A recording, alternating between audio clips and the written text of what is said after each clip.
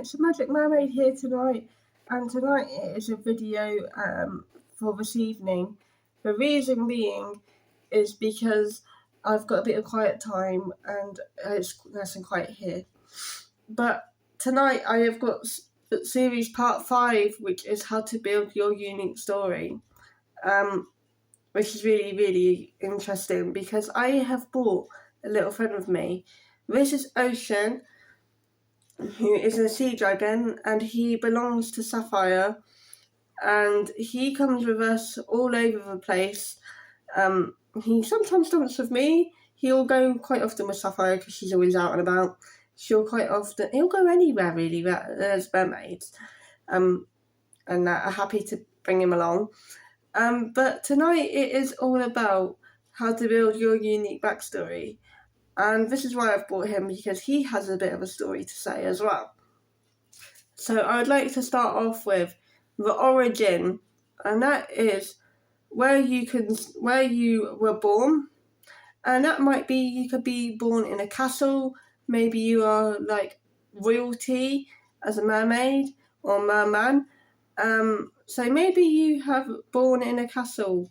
Maybe you are born in the woodland lakes if you are a woodland mermaid, and it's freshwater. Maybe you are born and dive down deep in sea caves that are either really cold or really hot as lava sea caves. So you kind of want to start off with that, like, where is your location? As a merling baby.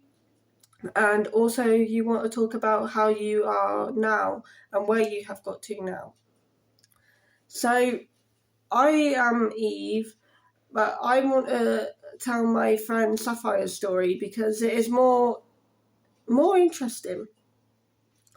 I have had to move as well because I was living in a really icky place and it's now I'm a Halloween mermaid and I love all things Halloween, so I had to move into a lovely deep sea cave, and yeah, it's absolutely lovely now.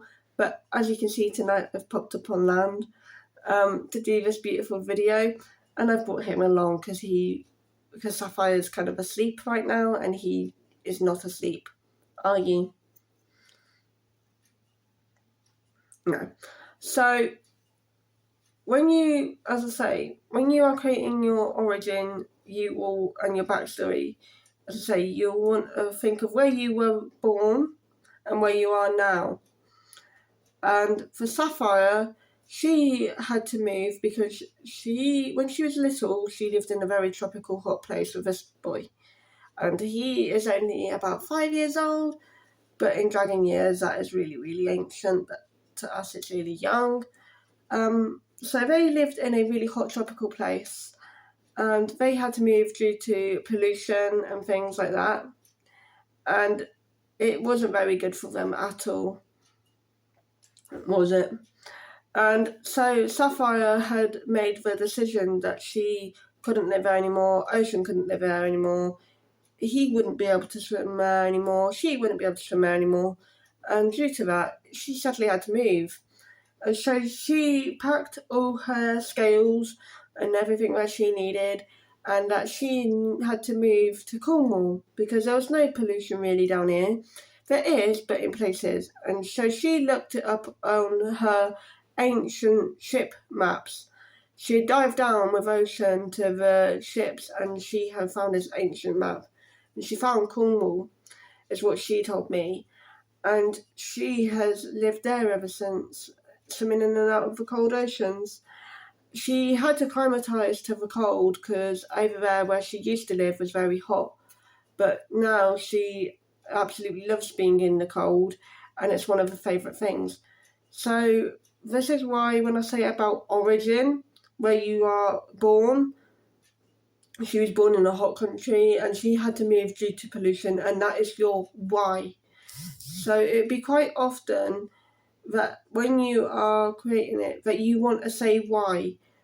I know another mermaid called Fern, and she used to live in the sea. She didn't get on with it, and she moved to the woodlands, and she found this beautiful lake, and she has lived there ever since, because she managed to look up before she moved that there wasn't going to be any more deforestation.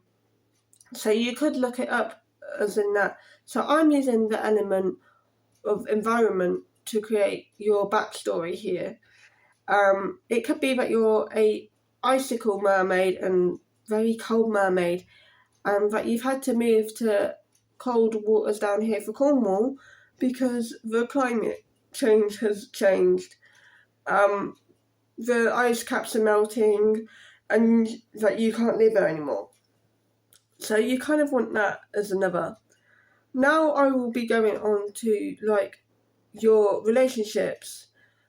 This is a very big important one because you can say about your whether you live with your parents still, if you're still a merling and still quite young, and that you are living with your parents. That, as I say, depends on where you want to live. As I say, down in the oceans. But it also could be that your parents are quite old, and that they haven't got their magic, unfortunately, anymore. But before they did lose their magic, they decided to move because it was going to be the right thing. So that they moved, and unfortunately they forgive their magic, and that they lived up on land, and they've lived on land ever since, and they managed to get a human home. And either you can be their son or daughter, and you can say, well, I am living here now. I still go down to the ocean, but I now have this slightly better environment to sleep in at night. So yeah, you could include your parents, as this is relationship-wise. You could include your parents for this.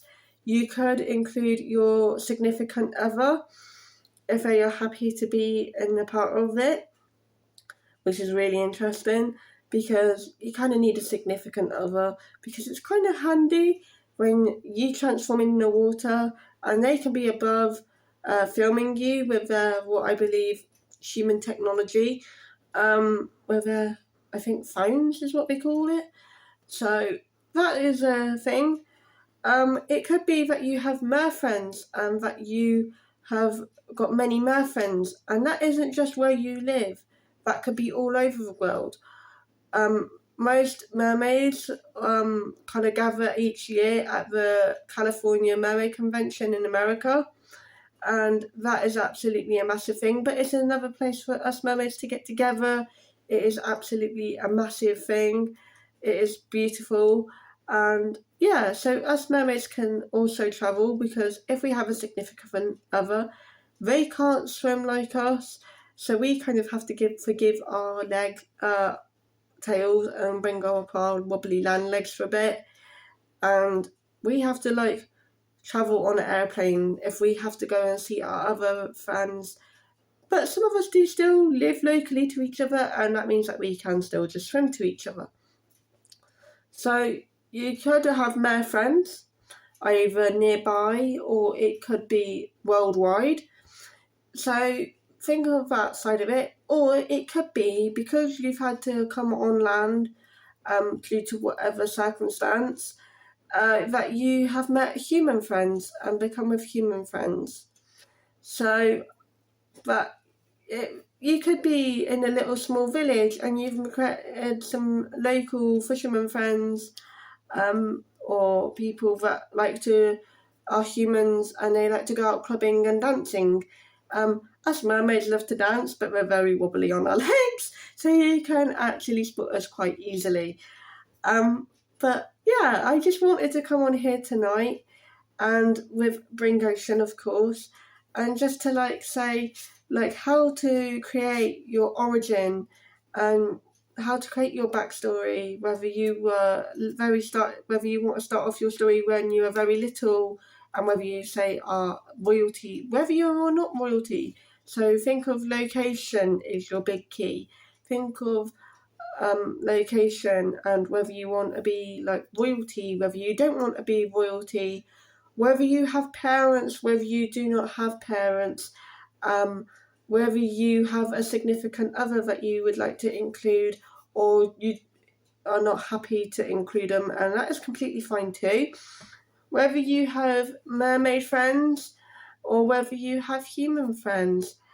So I just wanted to come on and say about that. And that was my 5th instalment for you.